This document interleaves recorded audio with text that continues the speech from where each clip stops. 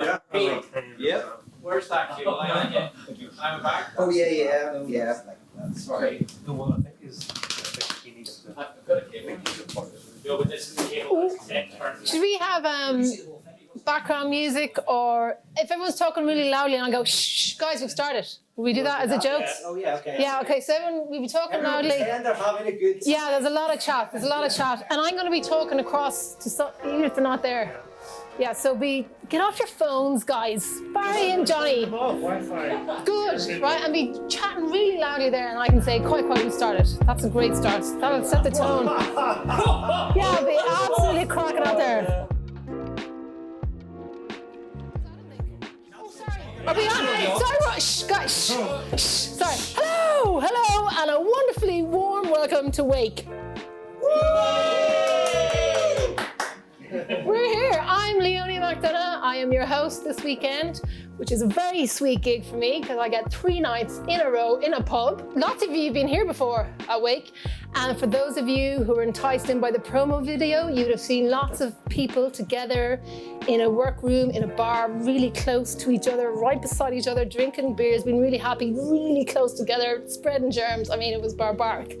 Thankfully, things are so much more civilized now. Got lots of savory social distancing. We can all be here together, but not. So, because we're in the bar, we're going to meet some people, because there are people here, you can hear them. Okay, Adam, come over and say hello. Talking to the mic, how's the sound? Hi, well, yes, so, yes, Pete wants me to tell a story about how Wake started, so, yeah, like... How long has Wake been going on? Sorry to interrupt. How many years have you done this? 2012 was the first one, I think. So, very good. Okay. In Christmas 2011, Pete was home for Christmas. We were sitting there, hammered, and talking about how Pete says, I've had a good idea, right? He says, there's this guy called Rob Bell, and basically I want to be like him because he makes... I didn't say that. He said there's this guy called Rob Bell, and he does these retreats. And my God, they're profitable. Don't tell the story. Yeah, well, I just take Pete tells this story a little bit differently, I guess. Anyway, so he said, like, I'm going to do this. I'm going to do this thing, right? And I was like, okay, so tell me what it is. And he says, well, there's this place in the North Coast called Coromila. We're going to take them there. We're going to do a retreat. It's going to be, great. And I was like, mate, that sounds shit. And actually, apart from anything else, actually, I didn't say it like that. That's the way Pete tells it. What I said was, why would you copy that? That sounds too much like Rob Bell's version of this. Why don't you be more Pete, right? So why don't we make Pete it... Bell. Yeah. Yeah. So why don't we do it in the city centre? Like, I'll organise, like, party shit in the evening. You do your philosophy nonsense during the day. I'll sit outside and work and not listen. And then afterwards we can That's go how out. I feel about it. Exactly. I'll show up, I'll wear my yellow blouse, and I'll have a beer. So, yeah, so, like, and we'll make it like a festival / conference / retreat. I can show people the parts of Belfast that you don't see in the brochures. We go to all the kind of the cool dive bars and the kind of, I suppose because of my work, like, I get access to a lot of spaces that people don't normally get to. And yeah, we can make it more Pete, like, and more interesting and more, a bit more alcohol involved, but also like a bit more kind of edgy and a bit more dirty and a bit more lo-fi and a bit less, kind of super professional. And, like, that's definitely what I bring. Like, if it wasn't for me, it would be a lot more professional. I kind of try to bring the kind of slightly kind of anarchic edge to it. Anyway, yeah, and then we did it, and this was all happening while we were hammered. And Pete, we basically said, this sounds like a really good idea. We should probably meet for coffee tomorrow when we're sober and check that we're not, like, coming up with... Yeah, exactly. Yeah. So, yeah. And yeah, it turns out we were. So when are you going to organise this festival? It sounds really good. Yeah. When are you doing it? We're still working on it. It's still a work in progress. 2025. Yeah. See you then. And people come back year after year. Is it like you've got regulars, as they say? Steve's not coming to this one, but he's been at he's come back to Belfast. Even when Wake's not on. So like, it turns out he's not really coming to Belfast for Wake. He just really likes it here. And then there's people who've been like 3-4 times or whatever. It's kind of turned into a bit of a community of people, you know, and what we sort of sell it at the start. Cult. Yeah. Cult. How we kind of say, like, I'm as a professionally, I would do a lot of what would be called pop-up stuff. Yeah. So I sort of say to people, like, this is a pop-up community at the start. We're in this together for the next few days. You know, we're kind of family for the next few days. Do you know what? Here, Adam, do you want to go back to your organiser's desk and we'll get Pete in? Yeah, do you want to do that? Pete in. Give it up for Adam Turkington. Gee, will we applaud each other? Let's get Pete. Pete is dying to talk. There you go. Just to set the you record have straight. a mic. I know, but it's not on.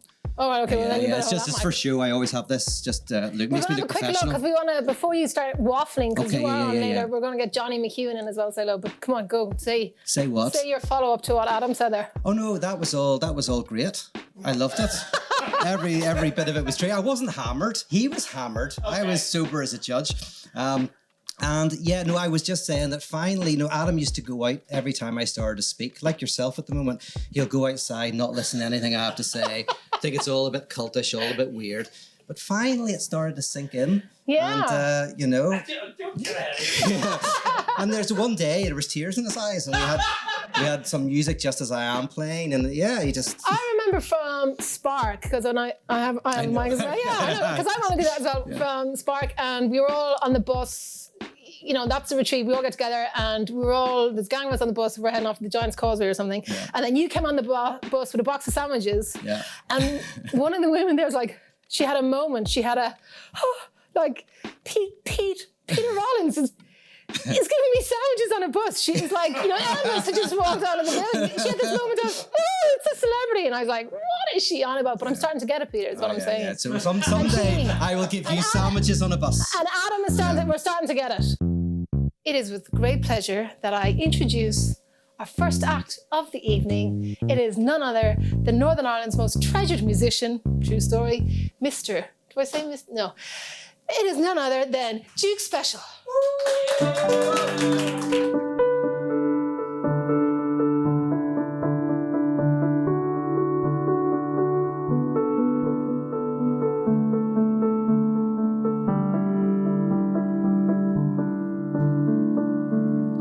I let go to feel the fall. I know that I'm alive. I see my breath and think of God and everything I had. This could be my last day. This could be my last day.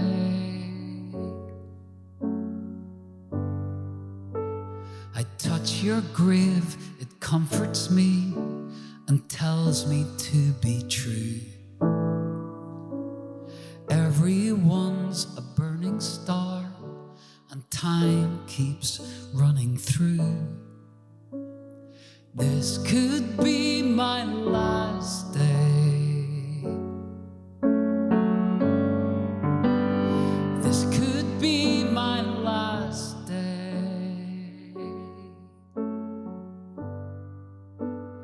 Everything is fragile. Everything is broken. You were full of living color and such a sense of wonder. Prophecy is written. Prophecy is spoken. Oh, I wish I could have saved you, but I saw you going under. This could be my last day. This could be my last day. 11 years and 8 September, never be the same.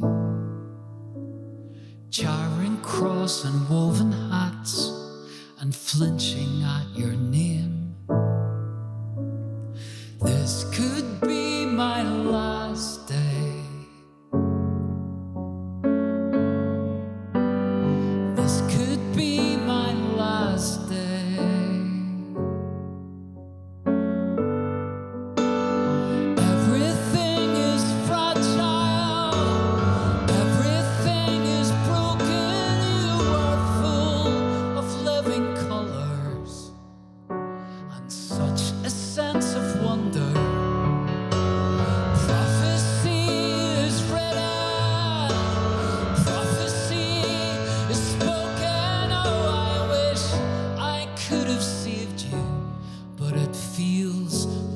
going under. I wish I could have saved you, but I feel like you're going under. This could be my last day. This could be my last day. This could be my last day. This could be my last day.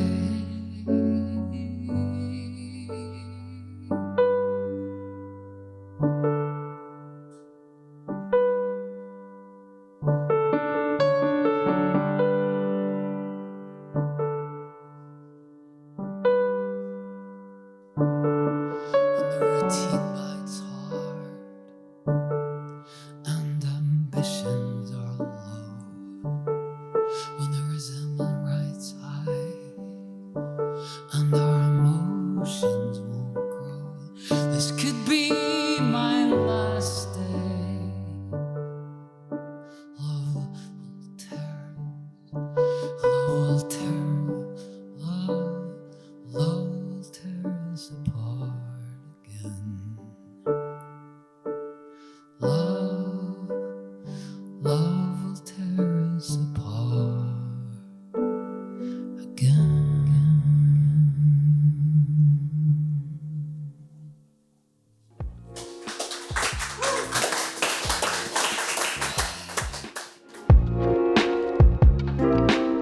Shall we bring on Mr. Peter Rollins? Doctor. Oh yeah, you're a doctor. Doctor, not a medical doctor, but yeah. That's the second intro I fucked You up. could It's do my some only research. job, and I'm messing it. Yeah, you could do some research on I should who's do some involved. bloody- I did watch a video on Hegel, 6 minutes on YouTube today, guys. That's not very good. Please, welcome to the stool. Oh, Do we need to sanitize this, Adam? Oh, look, this is beautiful. I mean, this is the kind of magic that doesn't Don't happen touch in the real hands. life. So take it away, take it Peter. away. Okay, will do. We'll be hovering around in the background enjoying you Thank go on about you. your cult stuff. Fantastic. Okay. Thank you, Leonie. Thank you, Peter. Hello, how's it going? I honestly would wish that you were here. I've done the next best thing. I'm here drinking and you're at home, but I wish we could all be in the pub together. But next best thing, I have friends around me and Adam as well. So we're having a good time here. And what I want to do is I want to introduce the theme for the whole 3 days and then also talk about what we're going to be looking at today. And this is where I suppose it gets a bit heavy for a second. I want to talk about the two types of trauma.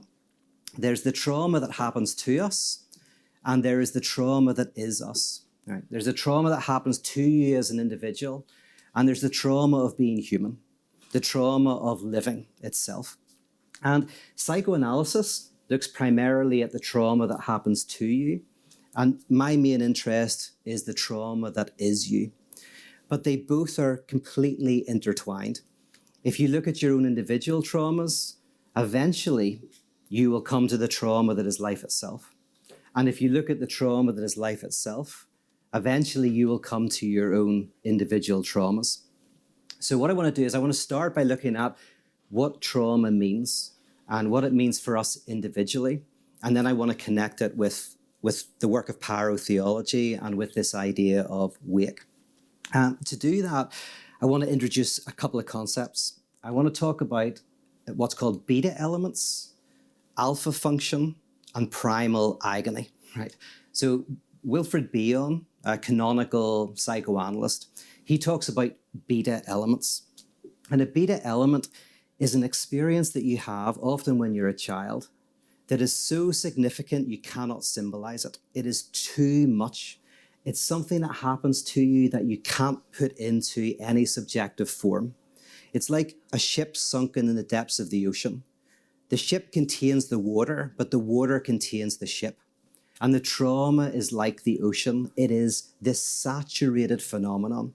So perhaps you had to nurse yourself when you were young. You didn't have containment. Something was happening that was something you couldn't understand. and you have a temper tantrum, you have this sense of just the world is collapsing. And you see this with children. When something happens, it's not just they're unhappy, it's that everything collapses in their life. So that's kind of like a beta element. And then Beyond talks about the alpha function. And the alpha function is what the parent does if they're a good enough parent. They take all of this primal agony, this experience of the beta element. Without anxiety, they bring it into themselves, and then they help the child to symbolize it through music or song, through words. They translate the real of the experience, the real of the trauma, into the symbolic register, into language. And this happens to some extent for all of us, but sometimes it doesn't happen enough. And so as adults, sometimes people feel that there are sharks under the bed that are going to consume them, or a stranger outside the building who is going to kill them, or they feel that they are going to have a breakup in their relationship that is absolutely going to devastate them. And often this happens at night. This is what Winnicott, another psychoanalyst, calls a primal agony. It's this experience you have of a complete too muchness, of an apocalyptic event that you feel is about to happen, right? There's not any stranger outside necessarily, but you hear a tap and you suddenly, without any doubt, feel that something is about to happen, which is going to be absolutely devastating. Now, the good news is that that apocalyptic event is not going to happen. It already has. That's the idea of primal agony. You're afraid of an absolutely devastating trauma happening that has actually already happened in your life, but you have not been able to symbolize. You have not been able to put into language. Now, the reason why Beyond uses the term beta element and alpha function, so the alpha function is where the parent puts your trauma into language, is because he says what the parent has to do is alphabeticize the experience. So to alphabeticize means to take the beta element and put it into the alphabet, put it into a symbolic world. And that's what happens in psychoanalysis. The analyst alphabetizes your trauma, helps you realize that this thing that you're terrified of happening did happen, and it's okay. And all you have to do is find a way to put it into words. Now, this is what a wake is. So when someone dies, it's a traumatic event. And what we need to do is learn how to put that event into language in some way. And so a wake is a ritual, a liturgy, a vigil that helps you through music and words to translate the real into the symbolic. It's there to take this beta element and alphabeticize it, to put language to it. One way of understanding this is the term gone but not forgotten. So when someone dies, you say they are gone, but they are not forgotten. In other words, they are put into your memory. They are remembered. They are put into language. And so you carry them with you. If you don't do that, you enter into what can be called the realm of the forgotten but not gone. And the realm of the forgotten but not gone is the unconscious, where you don't put your trauma into language and it remains within you in outbursts of anger, in terror at night that you will be consumed by the monsters under the bed, the murderer in the cupboard, or by the aliens in your dreams. Gone but not forgotten, forgotten but not gone. Now, I wanted to just say that to introduce the notion of the trauma that is us.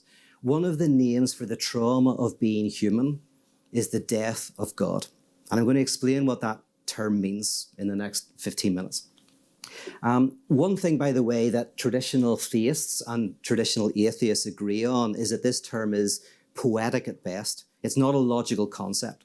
So if you're a traditional theist, God, by definition, if you take Anselm, who gives you the best definition of God traditionally, is God is a necessarily existing being. If God exists, God has to exist. God cannot not exist. God is infinite and eternal. Therefore, God cannot die. And for the traditional atheist, God is an illusion. God is a fiction or a projection. And because God is not living, God cannot die. So what both agree on is that at best, it's poetry. It's a theopoetics to talk about the death of God. But what I want to say is it's a philosophical concept. It's a logical concept. And I'm going to give you the genealogy of it. And it starts, interestingly, in Judaism. And it starts with the Apostle Paul, who is the first person, basically, to talk about the death of God. And not only does he talk about the death of God, he thinks it's central. He says, I preach Christ crucified. Now, that is a crazy, absurd idea. We can't really get our heads around how absurd it is, because God is the name for the absolute, the thing that is eternal, complete, necessary, and essential. And Paul says, this thing dies. So the concept starts in a religious environment. But then nobody does anything with it for a long time. The first 5 or 7 centuries of Christianity, there's virtually no interest in the crucifixion. Early Christian art doesn't have any of it. Christian poetry doesn't have any of it. It's not very significant at all until Luther. And Luther makes it central to his thinking. So before humanism, before Feuerbach, all of that, Luther says that every time we conceptualize God, we make something in our own image. God is always an idol. The God we believe in does not exist. And Luther said the only type of God you can believe in is the God that died. Because he says it's so absurd, nobody would come up with it. The idea that the eternal dies, that the most powerful thing in the world is powerless, that the lightest thing in the world lies in darkness, this is a type of absurdity. And Luther didn't go very far with it. He just says you have to accept the craziness of it, enter into the absurdity of that idea. Right. So then we've got Luther. Now I want to jump to Hegel. Hegel is the one who raises this notion to the level and the dignity of a philosophical concept. So for Hegel, in brief, life is a series of contradictions that we're trying to overcome. Right. So we come into being by trying to overcome some sort of problem or contradiction in our lives. And each time we try to overcome it, we end up with a deeper contradiction. We don't end up solving contradictions, but going further and further into them. Just like an analysis, you say, listen, I can't sleep. I'm clenching my jaw at night. And then you see that as a contradiction. You want to shout at your partner, but you also want to keep quiet. And so the contradiction comes out in a sore jaw, right? You're tired all the time, but you're also addicted to work, right? So this contradiction between wanting to work but wanting to protest because your parents wanted you to work, whatever it is, there is a congealment of contradiction, which is what a symptom is. You go to the analyst, you begin to work it out. And you get over the first contradiction about wanting to shout at your partner and not shout at your partner by realizing you wanted to shout at your parents and not shout at your parents. You resolve the first contradiction by going into a deeper contradiction. And the idea is you keep going deeper into contradiction until you realize that contradiction is at the very heart of reality itself, that you are a contradiction between life and death, between love and hate, between light and dark. And that every time you try to avoid the chaos and the cosmos of your life, you try to separate these out, you miss something. And for Hegel, God goes through this. The first concept of God, it comes about as the eternal, the essential, that thing that does not change. But then Hegel says that concept of God gradually over time goes through these various contradictions until the notion of my God, why have you forsaken me? The moment when you realize that God is self-divided, that God is not at one with God. In philosophical terms, it means that reality is not at one with itself. Reality isn't one and it isn't two. Reality is not one. Now, Hegel calls it absolute knowledge.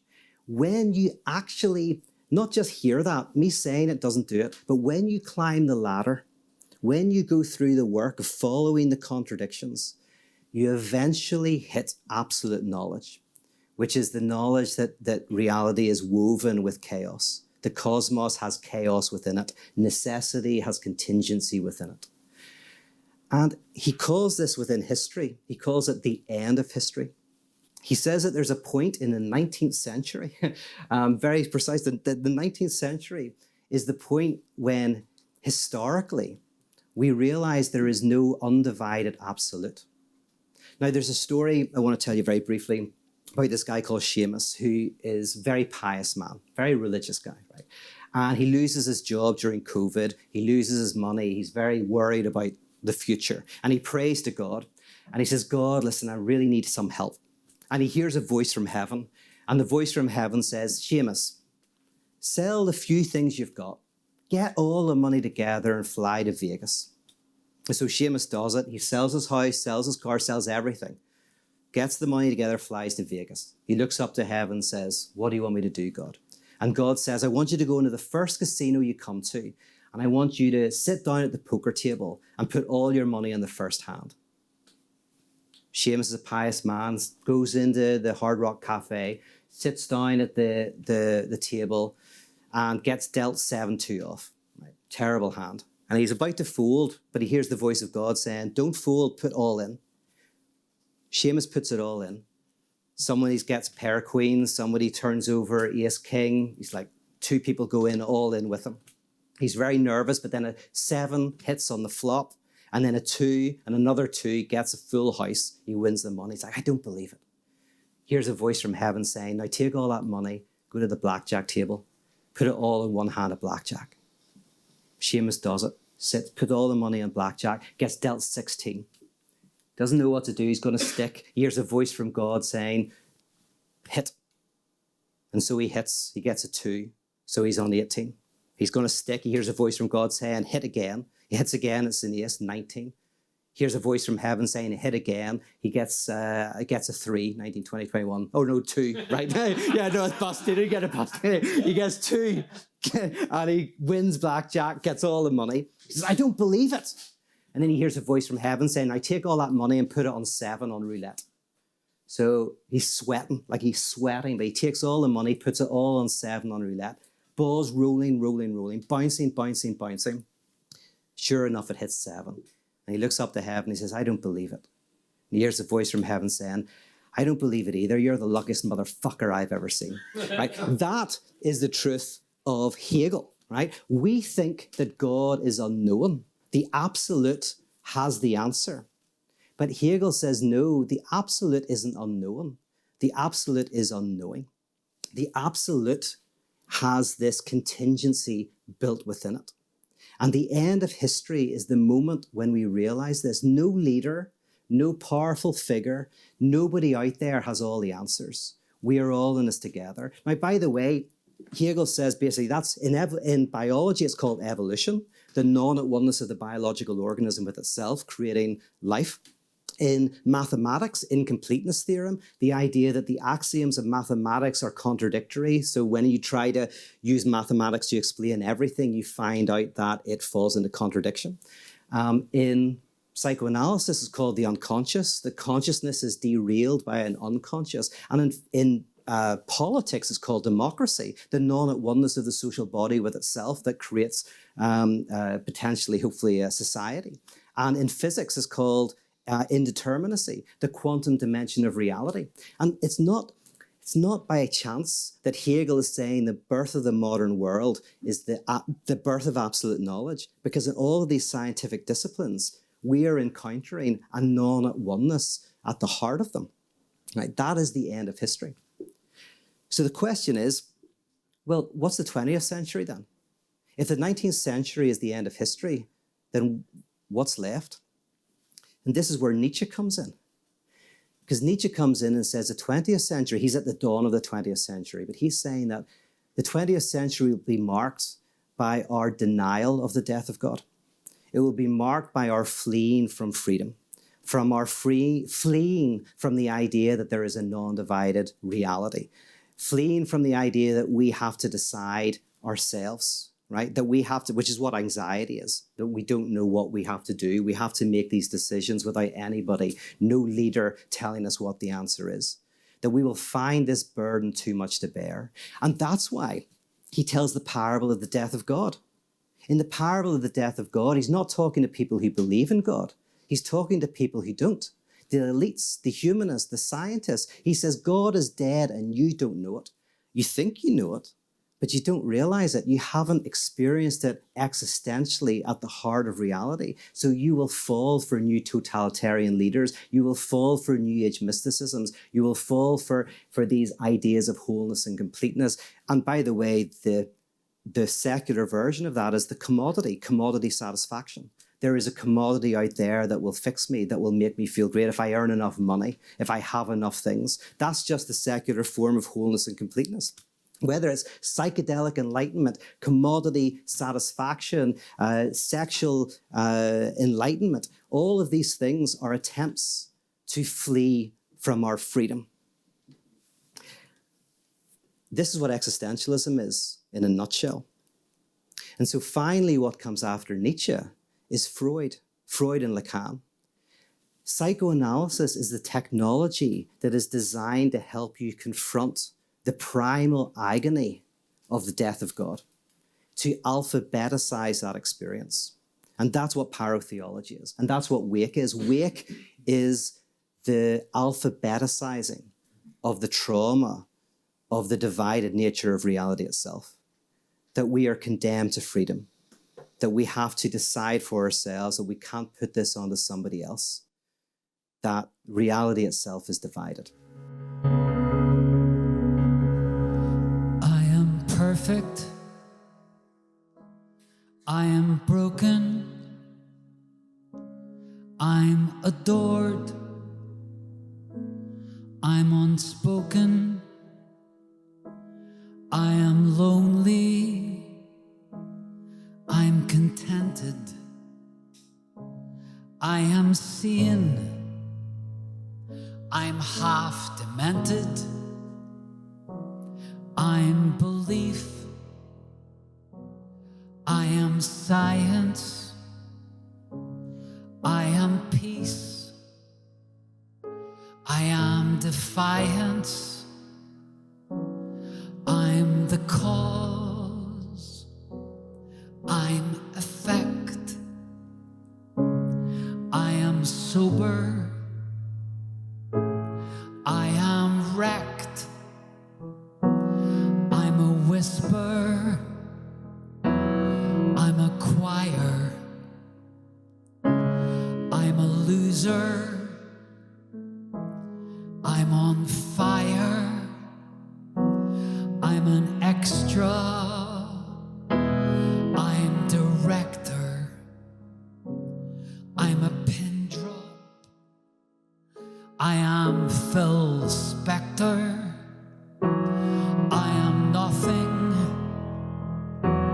I'm forever. I am right now. I am never. I am brilliant. I am dumb. I am deep blue. I am a ZX81.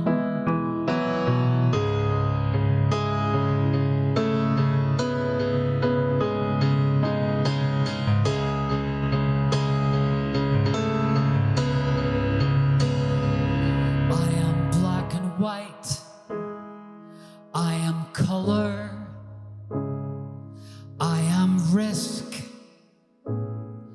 I am mother. I am holy. I'm disaster. I am fucked. And I am an answer. When all these fragments start to roar, playing like an orchestra, sometimes it's hard to hear yourself think. It's like the words are crawling back inside the ink.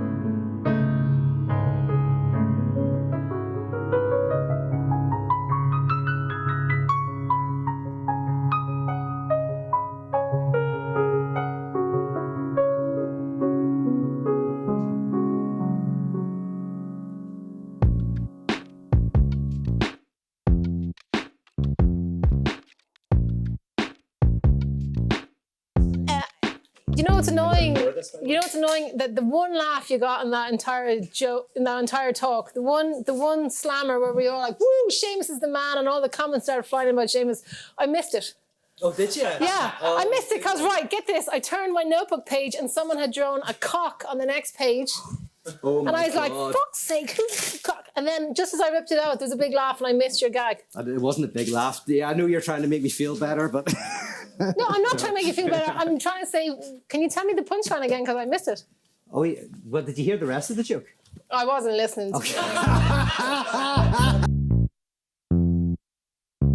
There's questions coming in for you, Peter, but I'm gonna tackle those later. But shall we welcome to the stage, shall we?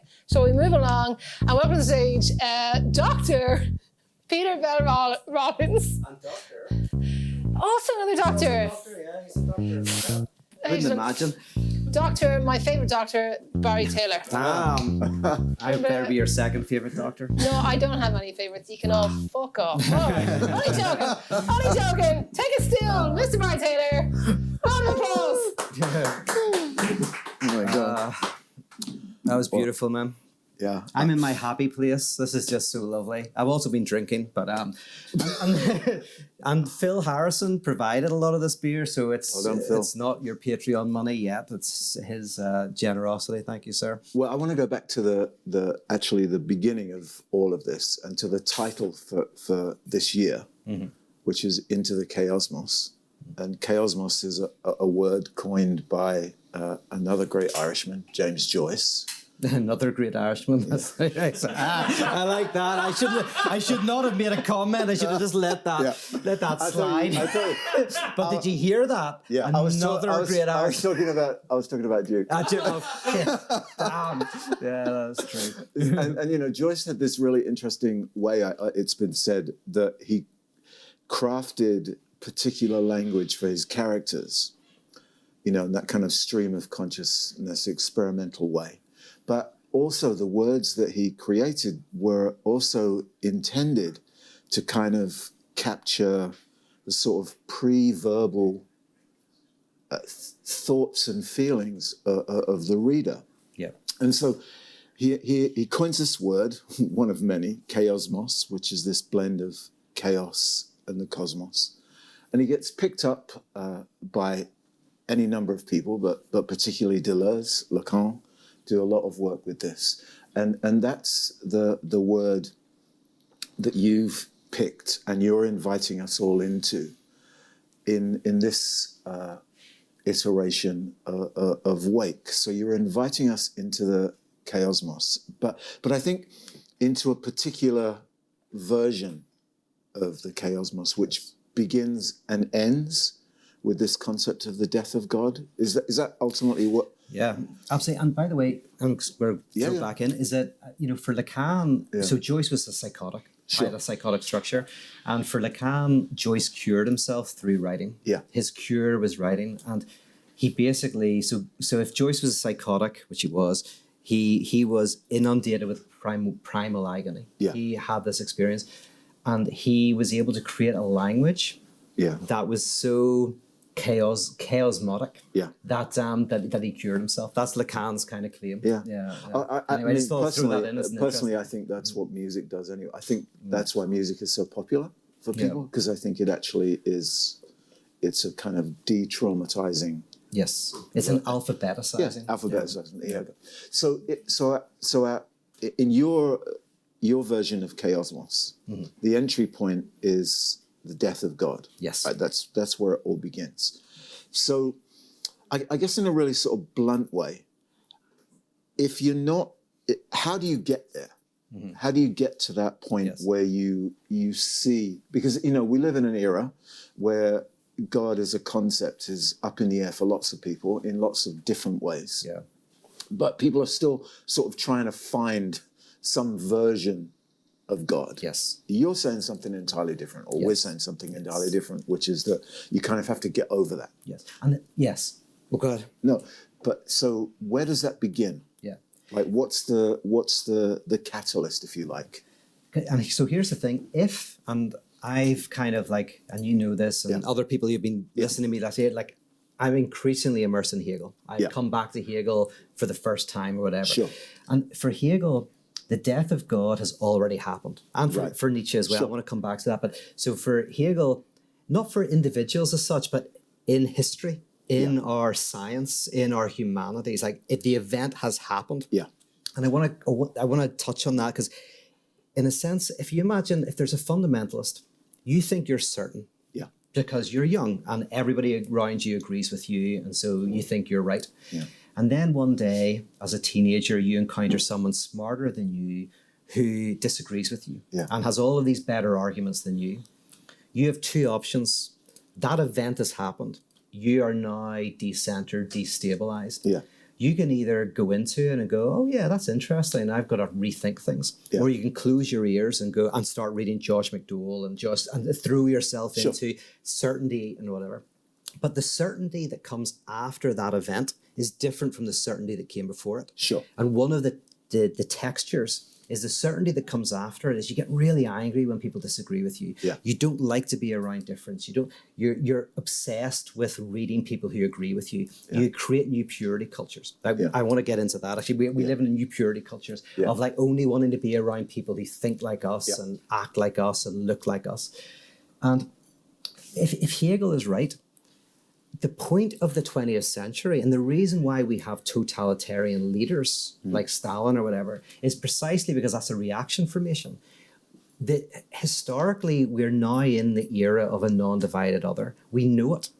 We don't know it consciously. This is why Lacan says God is unconscious. We don't know it consciously, but unconsciously we know there is no undivided other. Sure. Like that is in everything, in the art, in the history, in the literature, in the science. Yeah. But we deny the reality. Yeah. By the way, Nietzsche, as you know, says, after the Buddha died, it is said that the shadow of the Buddha remained on a cave wall for thousands of years. Yeah. We must not only get rid of God, but must also get rid of the shadow of God. Yeah. And the shadow of God is the unconscious God, commodity fetishism, Sure. et cetera, et cetera. So, also all of this is that the event has happened. We are in denial of it. So we see totalitarianism. And the issue with totalitarianism is it's never totalitarian enough. There always has to be someone who's excluded from the total. Sure. So there is the scapegoat, the figure of the Jew within fascism. So totalitarianism is an attempt to deny the divided nature of reality. Yeah. But it can never do it. It always has to have a scapegoat. And so all of this is to say that we don't have to...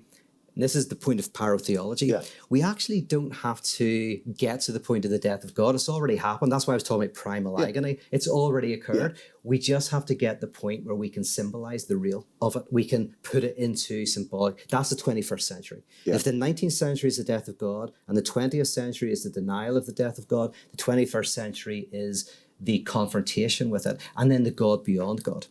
Yeah. Yeah, which we haven't got to. Yeah, well, we're not going to get to that. No, we're not getting into that. We're never going to get there. We're not going to get to this week because that. Yeah.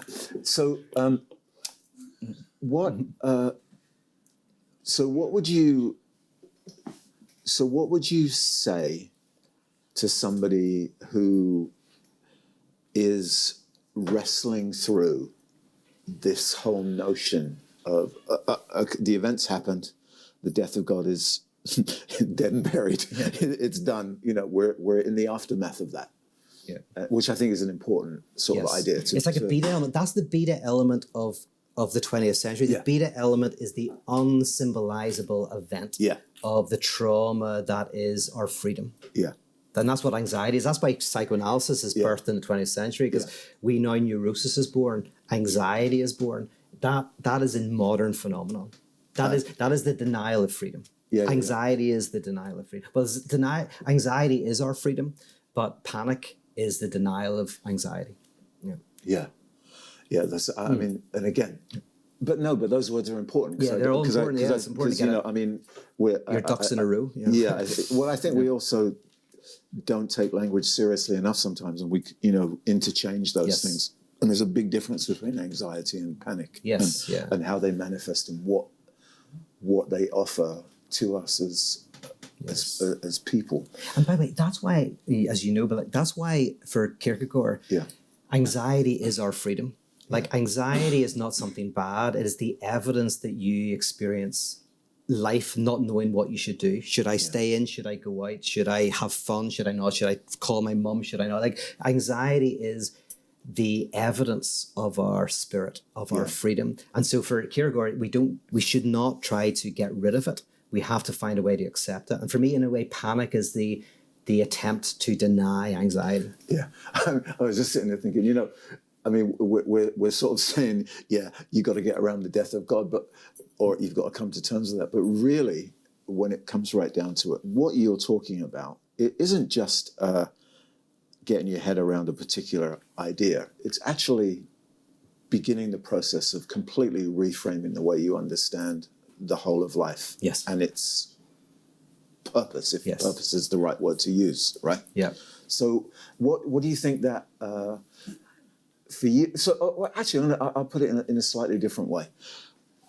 So pyrotheology, what are you setting fire to? And what are you trying to light in the pyro part? Yes. And what's the theology in pyrotheology? Yes. Does that make sense? Yes. So what are those, if we're looking towards this, and we're heading in the next 3 days towards not only thinking in the beginning about into the Chaosmos, but then deeper into it so that we can learn how to think about our lives differently. Yes. What are the two elements that come together in pyrotheology that you are both, if you like, burning down and stirring up? Yes. Does that make sense? Yeah, no, absolutely. And the theological side, and that's why I've always, even though I'm trained in philosophy, it's a theological event, because theology is a theory and a technology. You don't just think, you go to a community once a week, in fact, twice a week, maybe 3 times a week, and you do it for the whole of your life.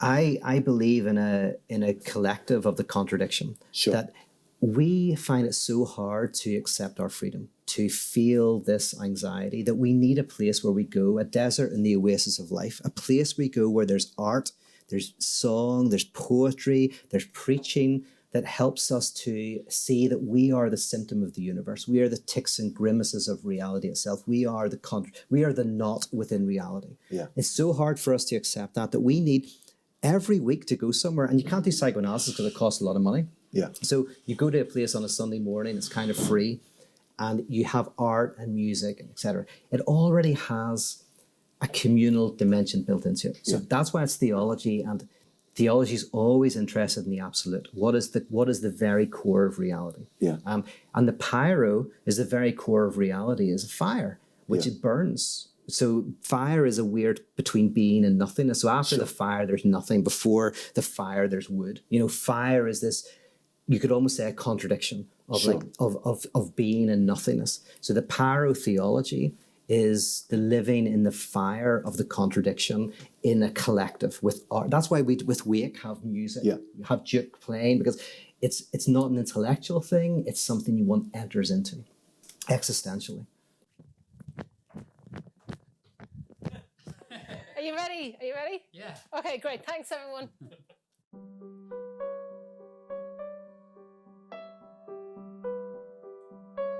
This is kind of about Belfast.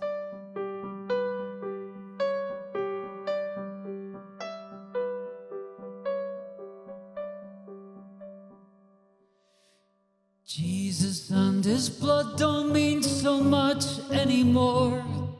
Something must have died in this rotten apple core. Don't get me wrong, it isn't that I don't believe.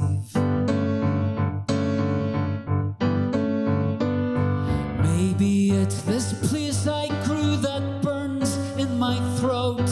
Fundamental shoes who carry souls to the boat. Courage to find I refuse a safety net. Don't shrink it down to the size of your head. You know that some things are more than can ever be said. 'Cause I have seen God in all these kinds of dives, but love is still exploding in my mind. Hey, look out, crows, 'cause systems blow on and on and on and on.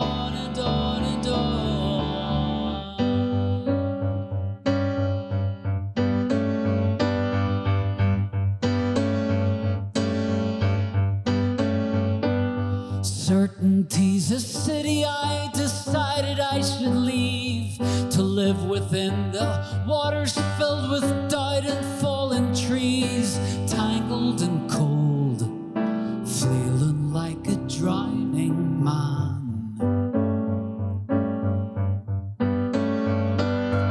Don't dumb it down to the books you've read.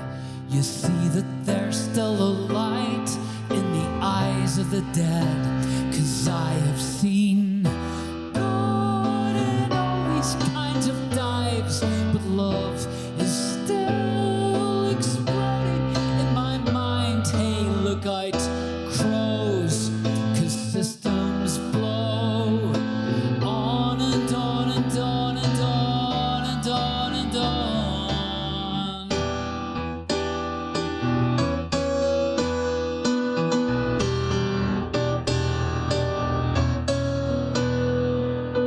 Don't shrink it down to the size of your head. You know that some things are more than can ever be said, 'cause I have seen good in all these kinds of dives, but love is still exploding in my mind. Hey, look out, crows, 'cause systems blow on and on and on and on and on and on. I have seen God in all these kinds of dives, but love is still exploding in my mind. Hey, look out, crows, 'cause systems blow on and on and on and on and on and on. Hey, look out, crows, 'cause systems blow on and on and on and on and on and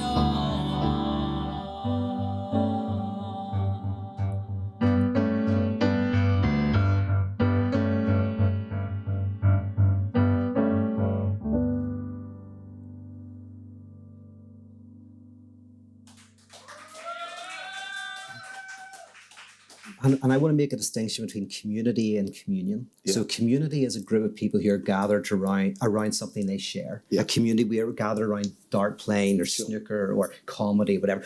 We're gathered around what we share in common. Yeah. A communion is gathered around a shared lack. So a communion is the death of God. You get together, you have a meal and remember the loss of God. Sure. And I call parotheology is about a communion where a group of people are gathered around a shared loss. And my worry, and I've talked to you about this, I'd be interested to see what you think, but is we live in a revival of purity culture. Yeah.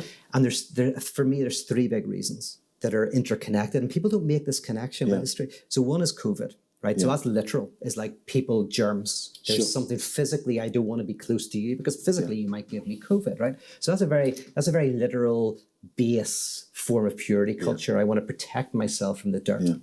Connected to that is technology, where these tech companies are offering algorithms that will allow me to only hang about with people who like me, the pure, the right, the correct.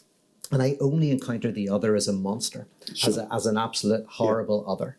And then thirdly, the purity culture of politics at the moment, where then politically we are in these silos. Yeah. Those are all interconnected for me. And the whole thing of Chaosmos and why I wanted to do Chaosmos is if we do not learn to see the chaos in cosmos, the dark within light, the dirt within the clean, the impure within the pure, we will move from conflict to war. War is the inability to have conflict. War is where I can't be in conflict, so I want to kill you. And I think we are dangerously close.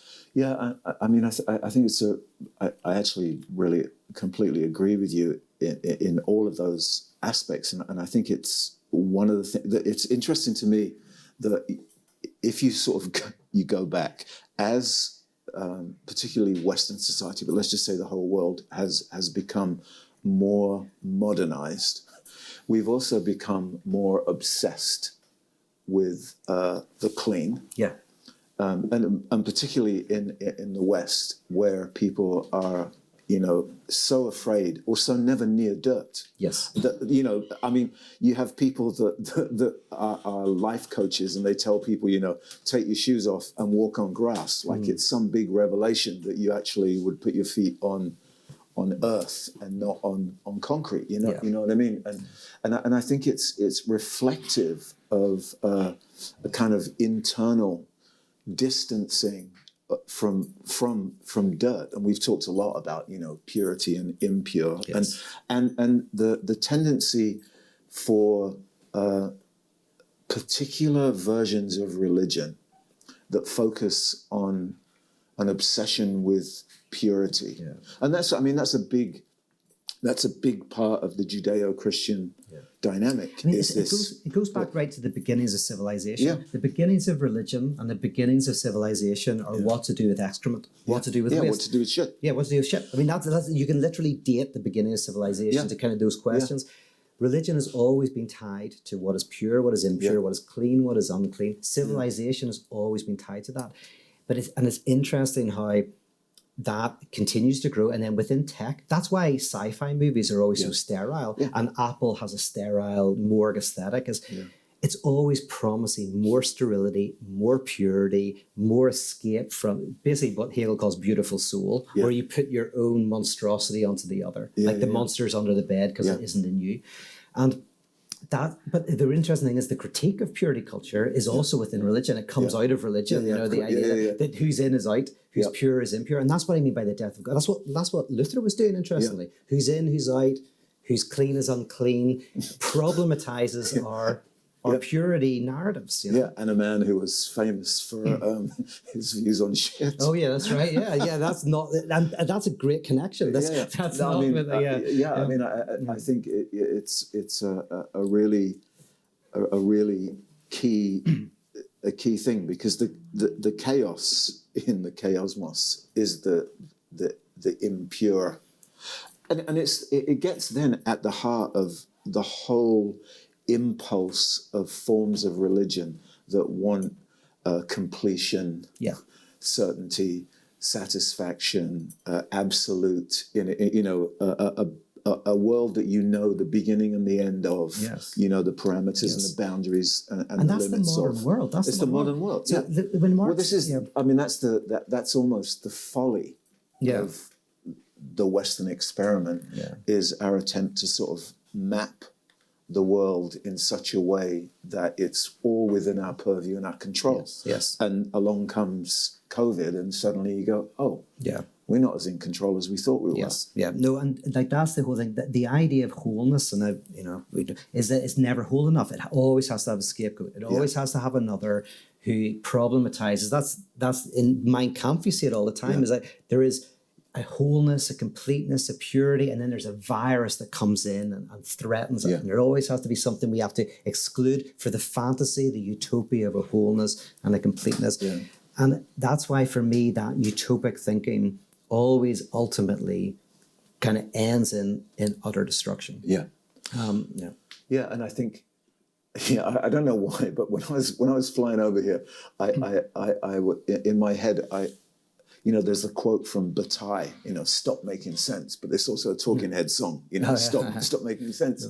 And I think one of the interesting things in the last year are all the various ways people are trying to make sense of the chaos that is COVID, like trying to understand everything about it, when really it's beyond our understanding how some of this stuff happens in life. It's part of life that there's the impure is always it's always there, lurking beneath the surface. And I think coming to terms with that. But my big thing, which I think Mike agree with, is my thing is like, the reason why I'm not a mystic is so the mystic has the notion of there's stuff that's unknown. Whereas, and I'm not a mystic because I'm going like, no, we do know we do have the truth, and the truth is not that the universe is unknown, but is unknowing. Like whenever Gödel comes to the incompleteness theorem, that is an insight into ontology, into the very nature of reality. So that's why I've become increasingly, even though my first book was actually on mysticism, I've become increasingly. I want to kind of make a claim that our unknowing is not a lack of knowledge, but a knowledge of lack. Yeah, I completely agree with you. And I think the kind of general sort of mysticism thing is tied to sort of absolutism anyway. You know, it's the end of a particular conversation about God, which was part of the history. I mean, if you're a Hegelian, which I am, this is all a necessary part of history, and the mystics actually had a deep insight. And the movement, and this is in Heraclitus as well, but it's in the modern period when we come to Darwin, when we come to Einstein, when we come to Gödel, when we come to these notions. Democracy was very early on, so we got there quite quickly in some respects. But can I talk about the Hegelian monarch very quickly? I love this. So Hegel has this defense of the monarchy. I think where the left went wrong, by the way, is when they stopped reading Hegel's religion and they stopped reading Hegel's notion of the state. Hegel defends the monarchy. And he said, it's great. Why am I shutting down? No, no, I'm kidding. Yeah. So Hegel's defense of the modern monarchy is he says that the modern monarchy eventually can become a coagulation of contradiction. They are the most powerful group in society or individual in society, and yet utterly powerless. Yeah. So his notion of the monarch is someone who just countersigns the will of the people. Sure. So they're beyond a president or a prime minister who has interests, who puts positions forward. Literally, the place of the modern monarch is to have can be completely impotent, completely powerless, and simply countersign the will of the divided people. Sure. So ultimately, the Hegelian monarch is we would go into a pub, find someone and say, oh, you're the monarch for a year. Sure. That's the Hegelian God. The Hegelian God is the absolute coagulation of utter power and utter powerlessness in one moment. Which might have theological reference points. I don't know. Yeah, absolutely. That's why I connected with Luther. Absolutely. Which is interesting because Caputo has been doing work with Luther. And Christ and Cosmos, which is an interesting development. But again, I think what some of this is about is the notion of the death of God for too long has been largely centered around a kind of Nietzschean understanding of that. Mm-hmm. And I think what you've sort of talked about tonight and what's developing around us as well is a kind of stretching out of that story that appears and then disappears in the trajectory of God in our cultural history. Yeah. You know what I mean? It's like it appears Paul, then it sort of disappears. We become fascinated with all the other things that fascinate us. Paganism, Gnosticism. To be honest, I think after Paul's insight, we just get Gnosticism for a pile of years. Still, not completely till Luther, but Luther because it does get down to that very core notion that the probably the deepest trauma in all of us is that fuck. Yeah. We are alone in the universe. Yeah. In except we have each other. Yes. But you know what I mean? Alone. So we're alone and all alone. So we're not alone because we're all alone. Yeah. And I think that's why it becomes a very difficult.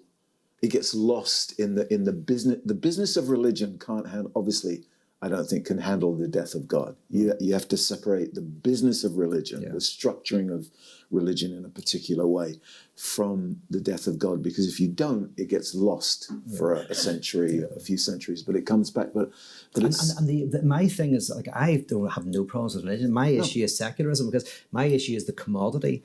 Is the new God. Too. And Adam Smith, when he talks about the invisible hand of the market, he says very clearly the invisible hand of the market is our stupid belief that commodities will make us whole and complete. Right? He basically says the whole system works on this utter ridiculous idea that and that's the invisible hand of the market. It's basically a theological concept. Is we're fueled by this constant striving for commodity satisfaction, for an undivided commodity that will fill the divide. Like me collecting magazines and wanting every magazine, because if I can get that final magazine, it's not the gap in the magazines I care about, it's the gap within me, So and that's the Nietzschean thing, I think, is that we're still obsessed, and that is the denial of the death of God right there. Yeah.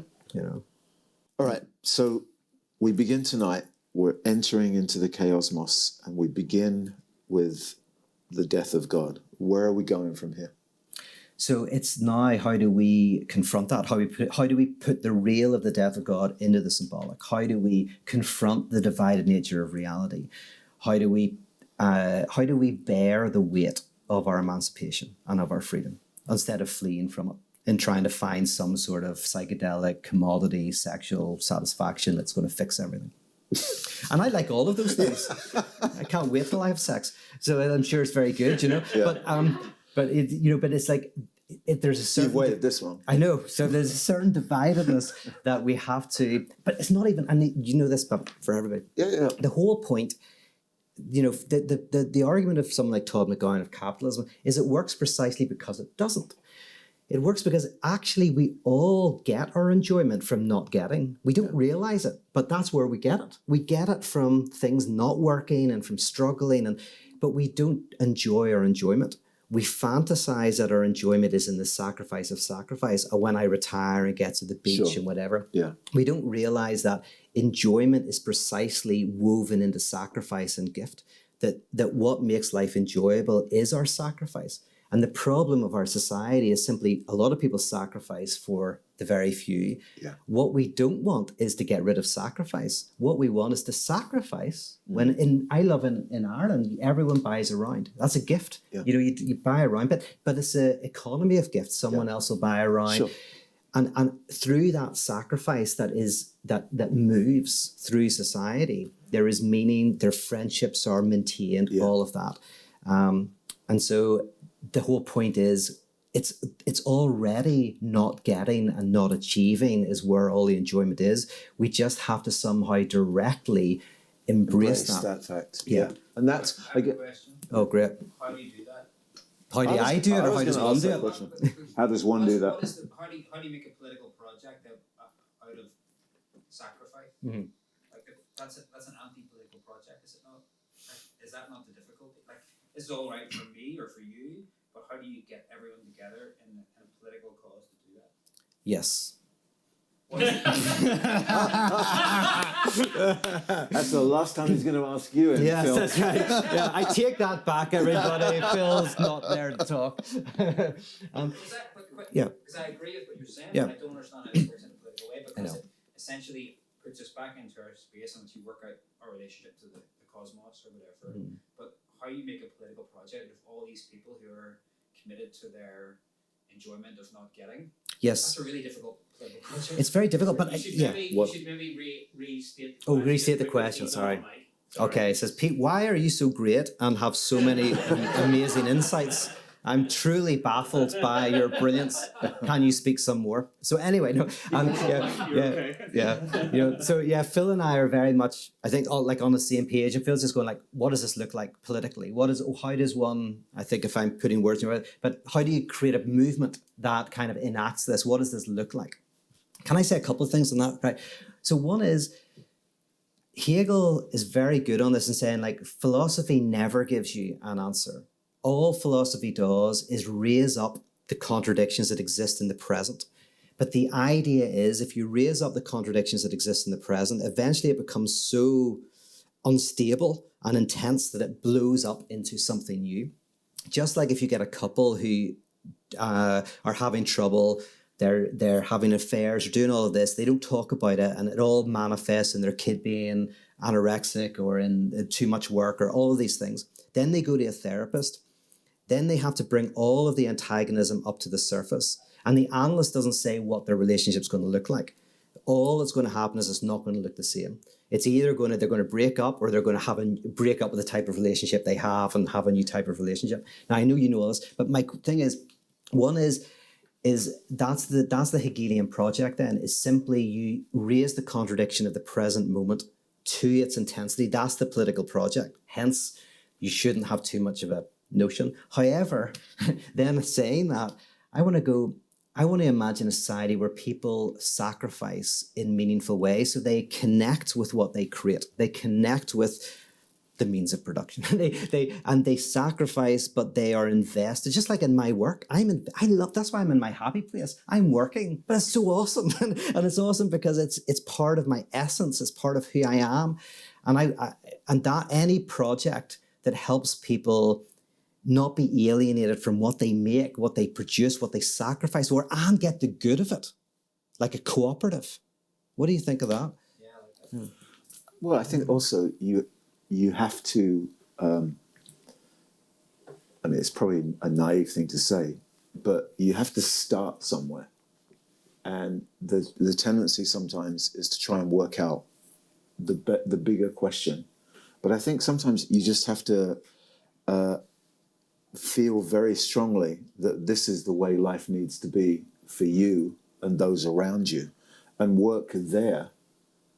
And what comes from that is it's unpredictable, but that's the chaosmos. Yes. But if you don't enact another way of living, you know, Yes, and on that, movements won't come anyway. And so on I think there's that weird fine line is like you kind of have to preempt that question and just go, but this is the way, no matter what comes from it, this is the way we have to live. I don't think Phil's going to like this, but I think I can make this into something he likes. Oh, do you want to hear what I think? I don't like. No. I knew you didn't. Yeah, I'm going to make it. I could see it on your face, but I wasn't going to stop. Yeah, but I want to see if I can connect these two things, right? Because what if? And I think you might like this. That the point of church is to create a collective of people who are freed from the pursuit of happiness. So it's the collective of the contradiction, and actually that is a political act. That if we can get hundreds of people in various locations, in thousands and tens of thousands of places, kind of like engaging in a liturgy in which they are freed from the frenetic pursuit of the invisible hand of capitalism, that is a political act. And that's kind of what power of theology is to try to inject this notion into the already existing church. Yeah. All I'm going to say is that's what I was saying. So how the fuck? What? I didn't mention Hegel, so my idea just gets trashed. What's the problem? The danger is that this becomes a very theoretical exercise, and politics involves, for me especially as a leftist, the working class.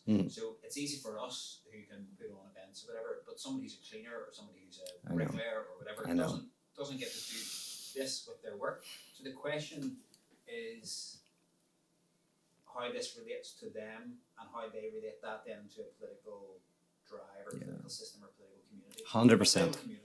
100%. And Phil was just saying about the work, basically, what does this look like for cleaners, for people who are bricklayers, for people who are working in McDonald's? What does it look like for them? Sorry, go ahead. I don't know if can he be heard? Yes. You can't hear him, okay. Yeah, no, that's what I think I was. what you're saying is really interesting because it's saying that for those people as much as for anybody else, as for somebody who's running a festival, for example, that the commitment to enjoyment or the commitment to being able to abandon one's commitment to happiness in that kind of way is crucial for everyone, like as an independent subject. So I think that's really bold. Yeah, thank you. I mean, I'm with you. I think it only works if it works in that situation. If it's just some middle class, affluent thing that's theory, then there's really no point in getting it. But what I was trying to say is you have to start in the world that you live in with the people that you know, acting out this particular way of being. What that looks like, you can't predict, is what I was trying to say. You don't know where that will go, but you can't afford to sacrifice the commitment to making that happen. Yeah. And can I say, here's the thing. So Freud, supposedly, he didn't really say this, but it's reputed to say the only people who psychoanalysis doesn't work on are the Irish, right? Which is a great phrase. It's a great phrase. Now, and the reason why I think that term, which I don't think he ever said, but it's still around, is actually because I think there's a truth in it. And I think there's a truth in it in that when you look at the art that comes out of Ireland, there is an enjoyment of suffering. There is enjoyment of the dark. There is a chaosmos. And actually, if psychoanalysis, and I mentioned this in my talk, but I didn't go into it, is if psychoanalysis is a technology designed to alphabeticize the death of God, then, and if Ireland at its best is a place where we're quite happy to be freed from the frenetic pursuit of some wholeness and completeness and enjoy a bit of the darkness and difficulty. By the way, this is why I love Belfast, why I love it so much, is if you're really loaded here, I live in LA, used to live in LA, if you're really loaded in LA, there's no end to what you can buy. There's no end to it. You can buy $80 million house, you can buy $100 million house, you can buy jets. If you're loaded in Belfast, I know somebody's really loaded in Belfast, says, this place is shit, there's nothing to spend your money on. He bought the nicest house he could possibly buy, built it from scratch. I think it cost him $200,000 or something. like, how do you spend money here? But there's something, maybe psychoanalysis doesn't work for the Irish in the ideal, because we aren't so caught up in the denial of the death of God. Well, yeah, I mean, I do think that there are aspects of that in actually a lot of different cultures, particularly in arts environments, so in Portugal or Brazil, there's saudade, which is the kind of mournful, it's music that celebrates the underbelly, the sadness of life. I mean, it does exist in culture. It's all culture. We just don't. I'm just being very proud of I know, Ireland for a I second. understand. The English don't have it at all. No, I love the English. Yeah. But I think it's latent. I think it's there. Yes. It's just not prized. Yeah. It's not nurtured, and it's not. It's like kindness. Yeah. We think that kindness is this kind of weak virtue. Yeah. And we don't realize that a kind society could be the most transformative environment possible, because we go, kindness, that's just for, But this is why I do Wake here. This is a pile of us just getting together. I always want to try, like Adam said earlier, I want to make a professional thing. And I was like, it's just chaos. It's fun. We're just going to get around. We'll drink pints. We'll set it up. Like, that's it. That's the answer. Like, I want this to be an element of going like, this is just chaos and craziness, and you're listening from all over the world, and we're sitting in this pub, and with various people and like iPhones, like pile of iPhones looking at us, and we're not looking for the perfect event or the perfect thing. Well, if we're looking at Chaosmos, it's order and disorder. Yes, and you have to have dirt and clean. It's all connected. You have to have Adam. Yes, Adam is the chaos to the cosmos. Bring the dirt. Bring the dirt. Very good.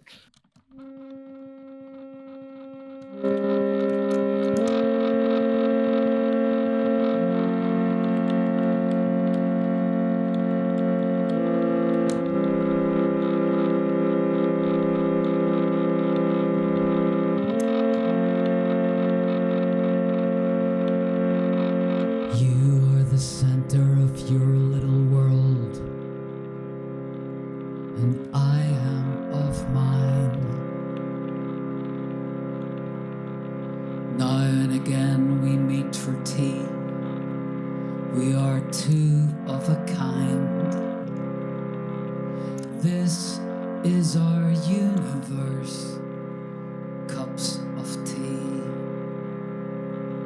We have a beautiful cosmos, you and me. We have a beautiful cosmos.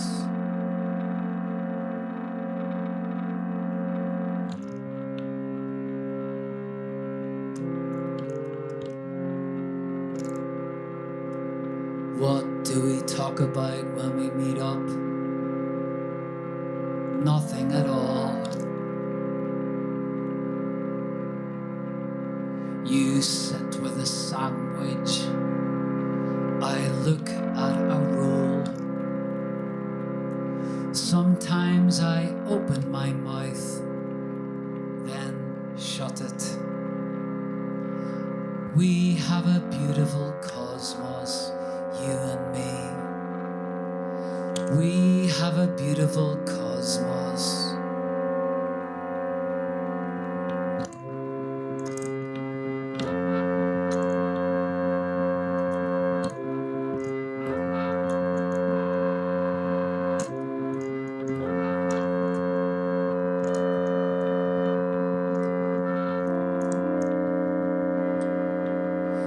You are the center of your little world, and I am of mine. Sometimes we meet for a cup of tea. We are two of a kind. This is our universe, cups of lemon and ginger tea. We have a beautiful cosmos, you and me. We have a beautiful chaosmos, you and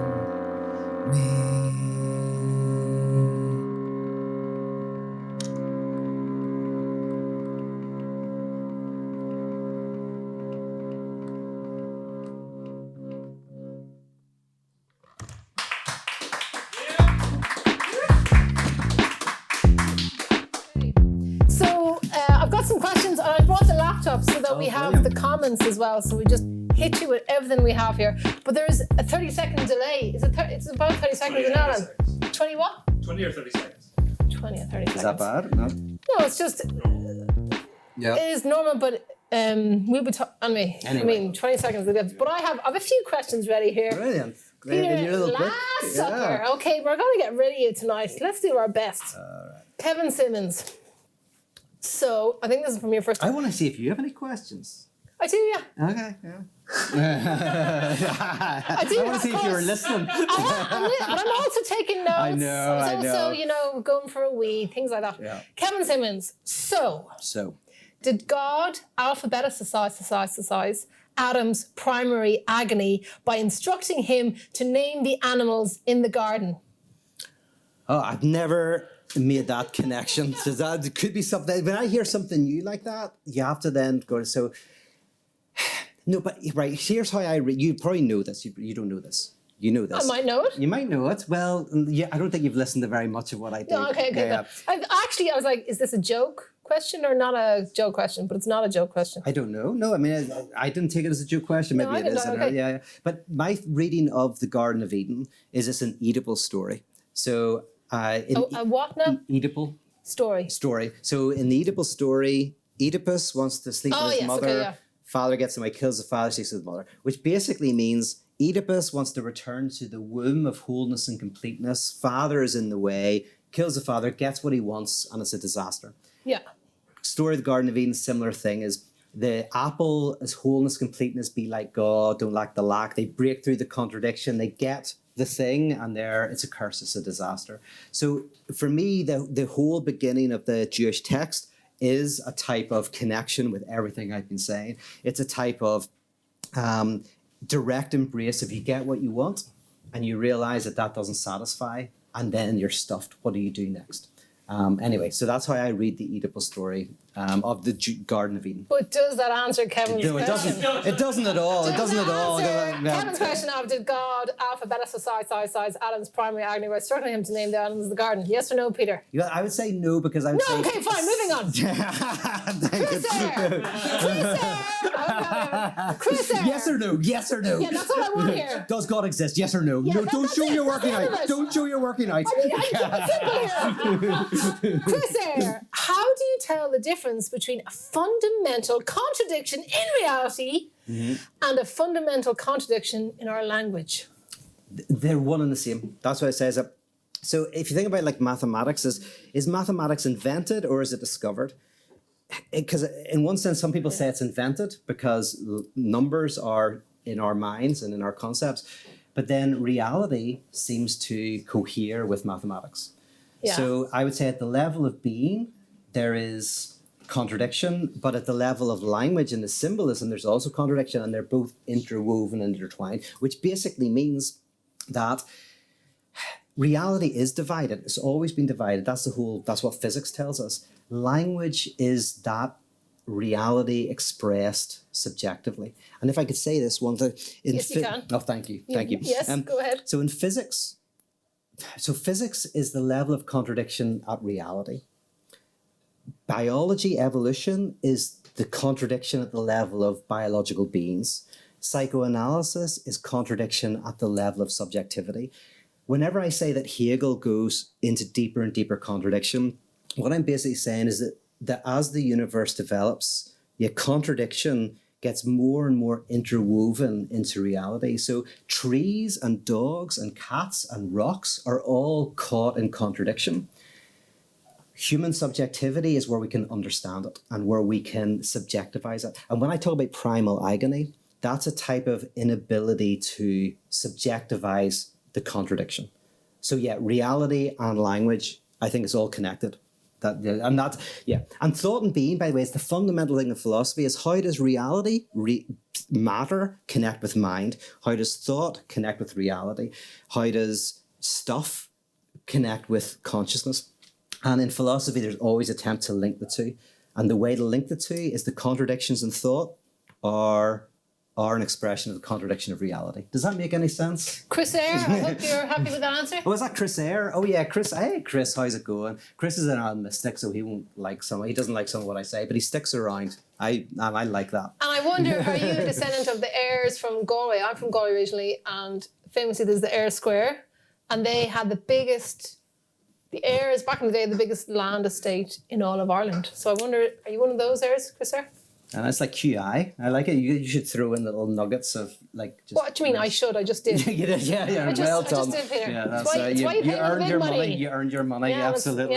yeah. Angela. Good old Angela. Good old Angela. Hi, Angela. Angela says, so are you saying, Peter, that in the contradiction that is life, we are to be moving from the nothing to the symbol and language rather than from the symbol to nothing? Yes. Yes, great. No.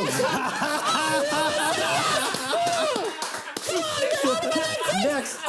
Quick before he talks again. Yes. Okay, expand, Peter. Expand. Oh, thank you very much. We're on the clock here. Yeah. And what I've been saying tonight, which is kind of where I'm currently at in my thinking, is so I call the real, what I think, Angela, you mean by the nothing. This is probably a similar thing. The real is the unsymbolized rock that creates primal agony. So it's something that you see it in kids, you see it in psychosis, you see it that sense of just utter devastation, there's a too muchness of life. You're going to be consumed and it's too much. So that's the real. And so the idea is to go from the real to the symbolic. And to basically chip away at the real through symbolism and through language. So rather than the other way around, it's like the real exists. Trauma is already there. Trauma is at the heart of reality, and we have to learn how to symbolize it. I don't know if that connects with what you're saying, but that's what I heard you asking. Suit yourself. But anyway, hit us in the comments. Oh yes, please. So here comes Phil again. Yeah. Is there a danger that you symbolise it too easily? That we give language to something a bit too easily? So there's something traumatic, and then we say what it is, and then we feel we've dealt with it, but we haven't really. So that we actually turn something into the alphabet, but a bit too easily. Mm-hmm. Yeah, well, in psychosis or whatever, what you do, I like this, is you do it too easily. Like what you do is you see the other as the reason. The monsters under the bed, the conservatives or the liberals or whoever. There's the other that is the reason for the primal agony. And yes, that is a total failure. And symbolism, to symbolize it is so hard. It is such a, so you're right, it's a very hard process of beginning to put language to not feeling loved as a child or not, whatever it is.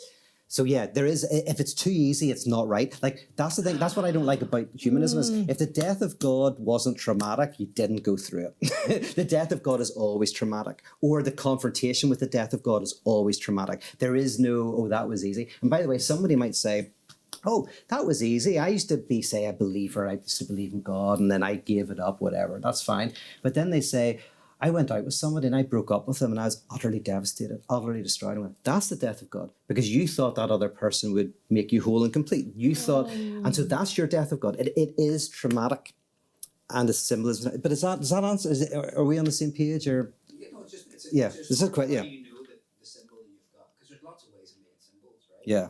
Yes. And it's when you no longer have a scapegoat. That's the very key. Yeah. It's when you no longer have some other that's the outsider. And by the way, technically that's what the proletariat is. The proletariat is not a class for Marx. It's the no class. It's the group that is completely outside the symbolic register. That is and they're the giver of truth. So it's when you have, can I say one thing? No, sorry. Yes. Of course you can. So there's a thing called Russell's paradox. It's very interesting. So Russell's paradox is, if you imagine that there's a catalogue, someone's making a catalogue of every catalogue that doesn't include itself. So some library is going, every library catalogue that doesn't include itself is in this catalogue. Then the question is, do you include that catalogue in the thing, right? Because if you do include it, you're including a catalogue that does include itself, so that ruptures it. And if you don't include it, it's incomplete. This might be too much, but... Yeah. Okay. I was enjoying, just 2 minutes ago, I was like, yeah, I'm actually getting this. I know what's going on. And now he's shouting at it.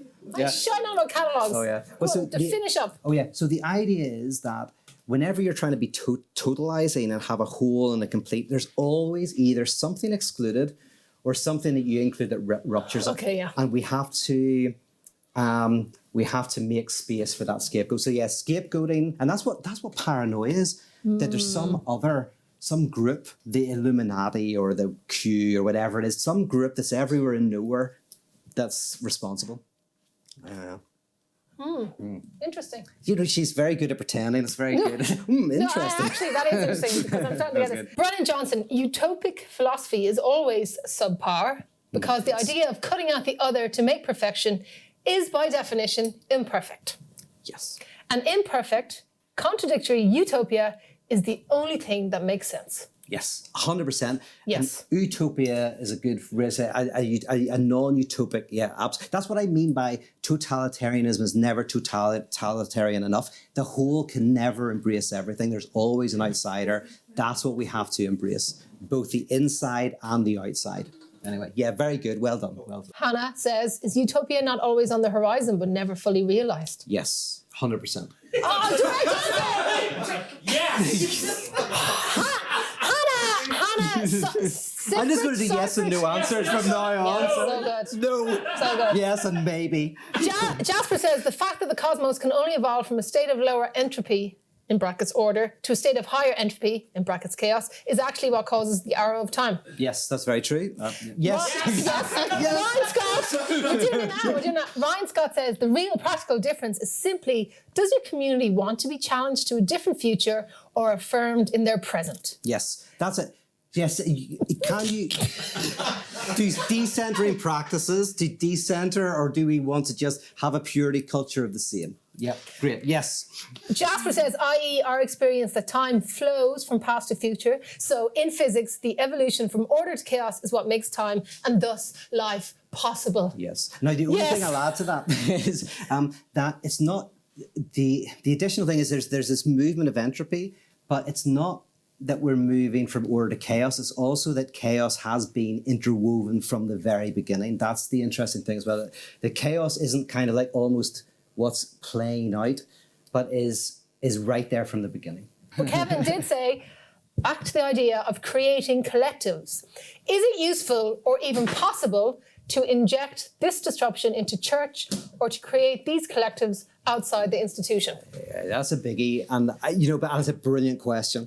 And it's the question of, do you start it from scratch or can you inject this into the structure as it presently exists? It's a biggie. I change my mind on that sometimes because the whole thing of new wine and old wineskins. Do you rupture things? Do you just start your own thing? And then I find that when I stepped out of confessional religion and did my own thing, I ended up having more influence with the collective. Whenever Luther started his own thing, he actually ended up having a huge influence on the Catholic Church precisely because he stepped out and did something new. So the new also transforms the old, both move forward together. So yeah, that's a good question. Probably too much for now, but probably, and I know Kev very well, and Kev's done some great stuff and has gone on this journey. Probably, you probably need to start your own thing. Jeffrey Reinhardt, so Feuerbach was right. We've created a God of certainty to meet our needs and to justify our desires. Yes, so Feuerbach, you're absolutely right. So Feuerbach's my favourite humanist. I'm not a big fan of him. He is my favourite. He is right. What he's wrong in, and I'm a big fan of Feuerbach, is that, so he rightly says that God is a projection of ourselves and our own image and all of that. Yeah. But the God that I'm talking about is not a projection, but in the words of John Caputo, is a projectile, is the fundamental disruption of our own sense of self. So you're absolutely right that what Feuerbach basically captures confessional religion in a nutshell. What we're talking about then is something that where Feuerbach doesn't get. He doesn't see that there's a possibility for a self-divided God. The real issue with humanism is that you have this notion of God as whole and complete, and God is a projection of ourselves. For Feuerbach, then, there's a human essence. There is a sense of, so God is a reflection of who we are. Now, Karl Marx comes along and he says, no, God is not a reflection of who we are. God is a reflection of who we are at a given moment. God is not a reflection of human possibility and potentiality at all times. God is simply the reflection of the ideology of the present age made divine. Right? So that's a very good critique, because Feuerbach basically said, when you look at God, you can understand what human beings are. And Marx says, no, all you see is what the dominant ideology is.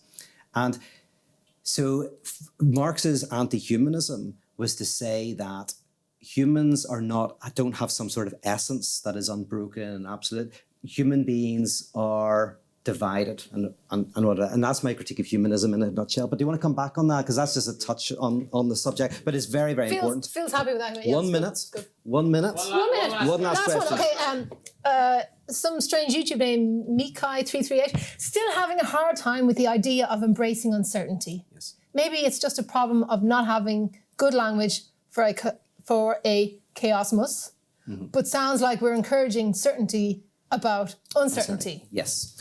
And you can disagree with me, you can be wrong if you want, that's fine. No, yes, you are hitting something, right? The mystics, and there's a certain position which says we don't know, right? There's an unknowing. And by the way, of course, there's an unknowing things we don't know. There's loads of things we don't know. But the question is whether we can know something, and also even more deeply, whether unknowing is interwoven into reality. This is a question, and we're not going to answer it in 1 minute, right? But is whether, say, quantum undecidability or evolutionary organisms or incompleteness within mathematics, do they reflect something of reality itself, or do they just simply reflect, our inner mind? That's the question. And I want to say the latter. Like, I literally think that mind and matter can be linked. We can have an understanding of reality, what Hegel called absolute knowledge. But I have to convince you still, and you're not convinced yet, and that's fine, it's good, don't be convinced yet. But because you can't be convinced too soon, you could go on the journey, and I could be wrong, but what I want to affirm is you've hit the nail on the head. Is it that we can't know what ultimate reality is? Or can we know what ultimate reality is? Or can we realize that ultimate reality doesn't know itself? That basically God says, yeah, I'm surprised too. You're the luckiest motherfucker I ever met, right? That the unknowing is interwoven into knowing. That was the punchline, by the way. I just did it. And I laughed. You see how I brought it around? You see how I did that? I'm a pro. That is pro moves right there. Thank you very much. Peter. Thank you. That's what's happening now? It's Duke. It's Duke. We get Duke Special one more Duke is time. going to play us out.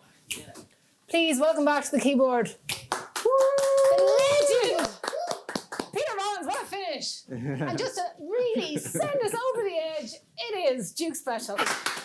I'd like to do a song that I wrote with someone who's going to be featuring here in the next couple of nights, Mr. Podrigo Tuma.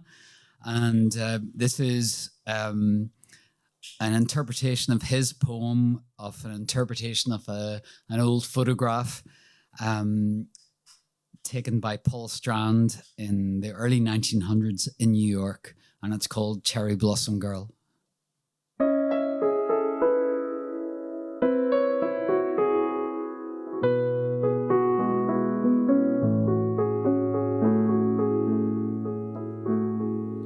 Penciled in snow, the leafless branch bows over, going nowhere fast, going nowhere.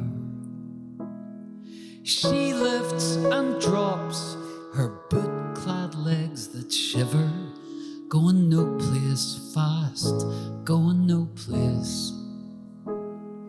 Cherry blossom girl, oh February flower. Cherry blossom girl, I'm under your power again.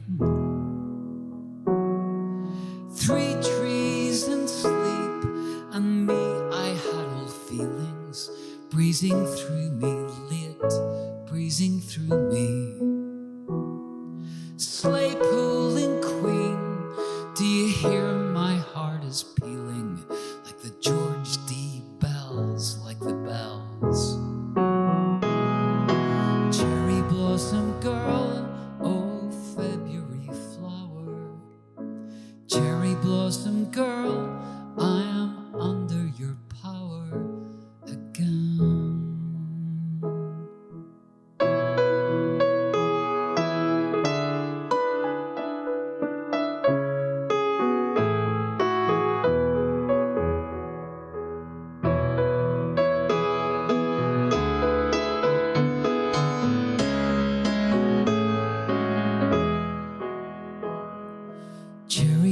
blossom girl, oh February flower. Cherry blossom girl, I am under your power again. Did you really know that standing still in snow makes your heart just go a little slower? Foot track and love don't step beyond the picture. There will come a time, it will come, when 10,000 eyes will see you in your joy with the ghosts of trees and memories. Cherry blossom girl, oh February flower. Cherry blossom girl, as cold as you are. Cherry blossom girl, I am under your power again.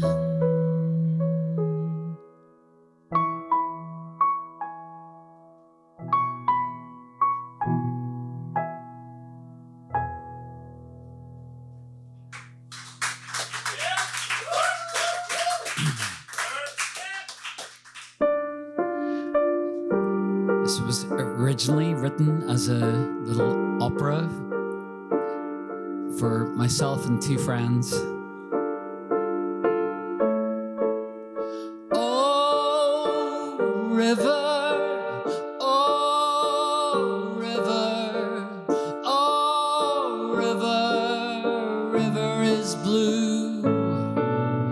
Oh, river, oh, river, oh, river, river is blue. Let me down, baby, you know you're driving me crazy. I need to erase all the things I have done. I quake and I quiver and poison my liver. I'm riding a river, that river is blue. I can see what you can see, it's worrying. I'm fading fast towards my last, I'm shivering. Your memory is haunting me, cuts to my bones. Oh, I'm drunk and I'm tired, wind up, wired. I think I've acquired a problem or two. I shake and shiver and give up my liver. I am riding a river, that river is blue. I can see what you can see, it's worrying. I'm fading fast towards my last, shivering. I wish that I could pacify the guilt that I feel. Oh, I'm riding a river, that river is you.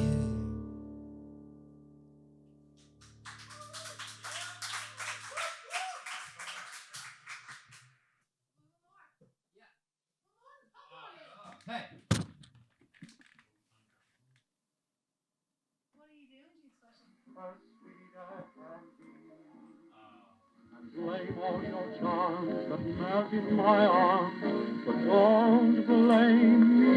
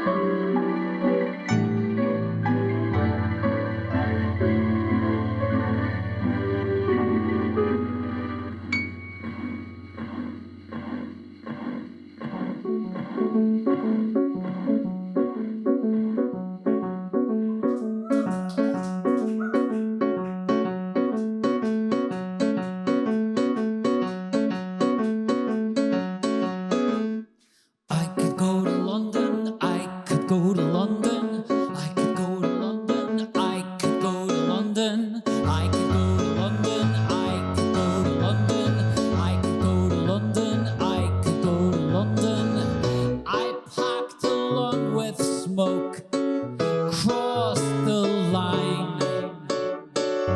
There'll be no glory train for me this time.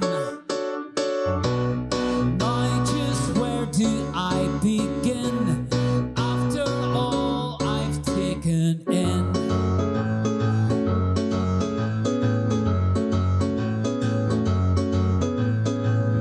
I bought your fire trees, your Sunday bells. I spoke your Holy Ghost.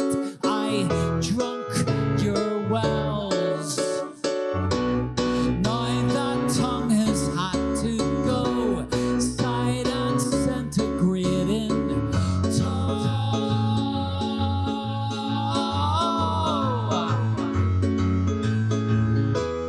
Take me crawling from the corner. Would you lay your love on me? Could you shake me till I'm clean, like I'm a Salvation tambourine? Alright, yeah.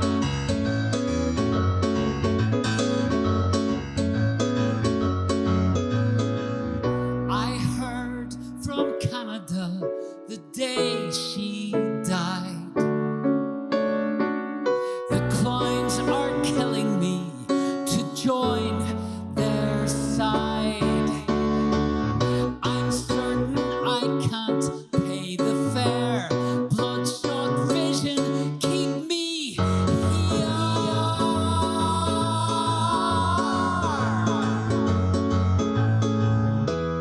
Take me crawling from the corner.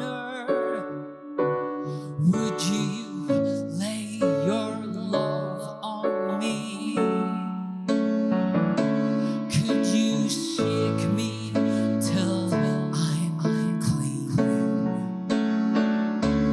Would you lay your love on me? Could you shake me till I'm clean, like I'm a Salvation tambourine?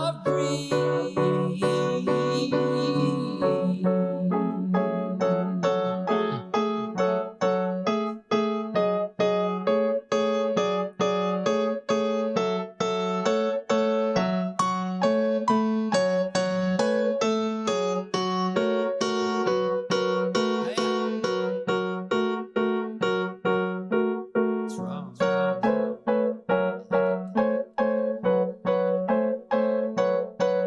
Cause you could be anywhere. Making me come. You could be anywhere. Putting me back on my own 2 feet. You could be anywhere. You could be anywhere. You could be anywhere. You could be anywhere. You could be anywhere. You could be anywhere. You could be anywhere. I could go to London, maybe that's where you are. I could go to Paris, I could look from a tower. I could go to London, maybe that's where you are. I could go to America, I could go to America. I could go to London, maybe that's where you are. I could go to Paris, I could jump from a tower. I could go to London, maybe that's where you are. I could go to Jerusalem, I could go to Jerusalem. I could go. I could go. I could go. I could go. Jerusalem, I could go.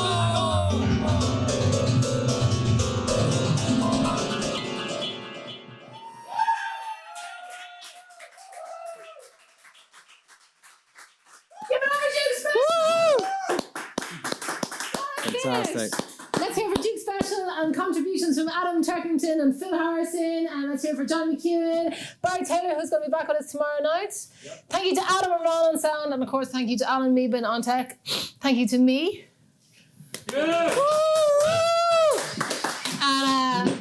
course, Mr. Peter Bell, Mr. Rollins, Mr. Peter Bell, Mr. Peter Bell. Dr. Peter Rollins. Sandwiches for everyone. I'll see you tomorrow night. We'll see you tomorrow. We're back with Gladys Scannell. Yes, and Ada Storm in the JBR project. Perfect. And Barry's back with us as well, and the lads. It's going to be a The good two night. Muppets there in the And corner. the two Muppets in the corner, With a table hopefully. of beer. To yourself. All right. See you tomorrow night. See you tomorrow. Bye. We're going to drink now.